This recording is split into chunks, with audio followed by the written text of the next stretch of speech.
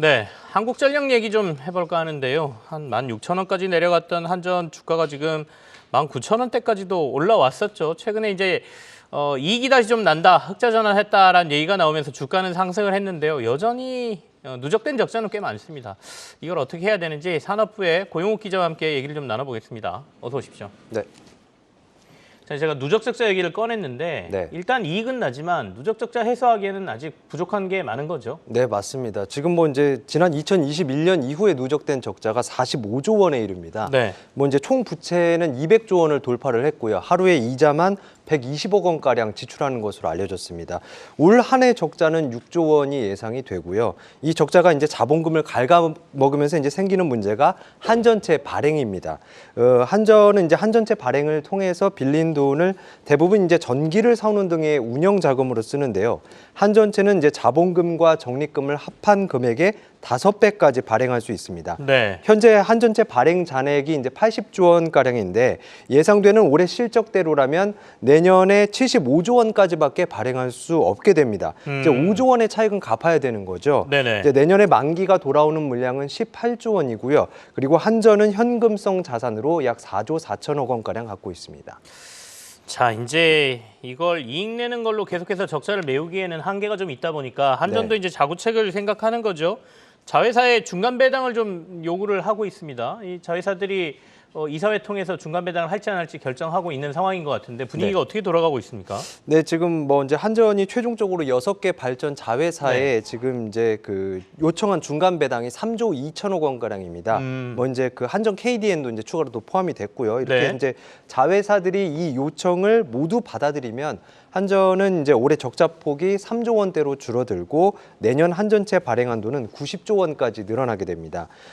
근데 문제는 중간 배당 규모입니다. 네. 지난해 이제 자회사들이 한전에 지급한 배당금이 이제 900억 원 가량인데 여기에 이제 40배가 넘는 수준이거든요. 이제 자회사 그렇다고 이제 뭐 자회사 형편이 넉넉한 것도 아니고요. 한국수력 원자력의 경우는 이제 영업 적자인 상태입니다. 네. 이제 배임 논란과 같은 그런 많은 진통들이 그래서 이제 뒤따랐었고요.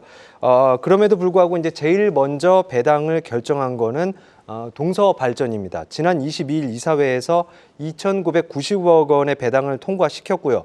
대신 이제 조건을 달았습니다. 내년에는 정기 배당을 하지 않겠다는 겁니다. 그리고 나서 이제 한수원이 오늘 오후에 이사회를 여는데요. 전체 배당 요구액의 절반가량인 1조 5,600억 원이 한수원 앞으로 배정된 몫입니다. 네. 이사회 통과 가능성은 높아 보입니다. 내부적으로 이제 그동안 검토를 해온 결과 문제는 없다고 잠정 결론을 내린 것으로 알려졌습니다.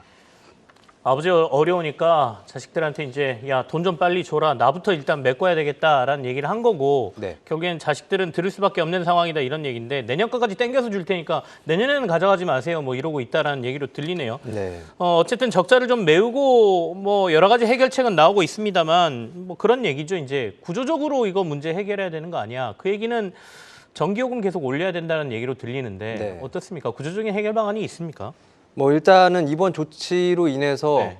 좀 급한 불은 껐다고 볼 수도 있는데요. 일단은 그 한전에서 3분기에 의해서 4분기도 흑자를 유지할 것으로 기대를 했습니다. 증권가에서는 이제 구체적으로 4분기엔 한 4천억 원대 영업이익을 낼 것으로 전망을 했고요. 당초에는 이제 3분기 반짝 흑자를 낸 뒤에 4분기에는 적자로 이제 돌아설 것이다라고 네. 전망들이 많았었는데 이게 뒤집힌 겁니다. 이유는 이제 발전사로부터 전기를 사올 때 그 가격인 전기 도매 가격이 지난해 반값 수준으로 떨어졌기 때문입니다. 국제 유가와 LNG 가격이 이제 안정된 영향이고요. 이 추세는 내년 1분기까지 지속될 전망입니다. 소비자 전기요금이 내년 1분기까지 이제 동결이 됐어도 이익을 내는 구조는 유지되는 겁니다. 또 이제 지난달 이제 전체 전기 판매 비중의 절반을 차지하는 산업용 전기의 요금을 6.9% 올린 것이 또 이제 실적 개선에 힘을 보태게 됐습니다.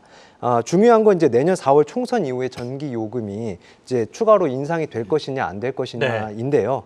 인상이 이제 되면 의미 있는 수준의 이익 창출이 가능해져서 빚도 갚고 또 네네. 이제 그동안의 적자도 털어내게 됩니다.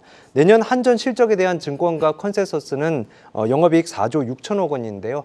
NH투자증권의 경우는 8조 원을 전망하기도 했습니다. 8조 원까지도 전망이 나오는군요. 네. 이제 상황은 어쨌든 올해보다는 내년은 좀 나을 것 같습니다. 왜냐하면 금리도 좀 떨어지면 한전체 비용도 떨어질 테고 네. 그다음에 유가도 떨어지니까 원자재 비용도 좀 떨어지고 뭐 이런 부분이 있습니다만 총선이 걸려 있어서 요금을 얼마나 빨리 올릴 수 있느냐는 좀 변수다 이렇게 볼 수 있겠습니다. 증권가에서는 어쨌든 그래도 좀 벗어났다라고 보는지 뭐 목표 주가라든지 이런 것들은 조금 올라 있는 상황이죠. 네. 산업부의 고용욱 기자와 함께했습니다. 고맙습니다.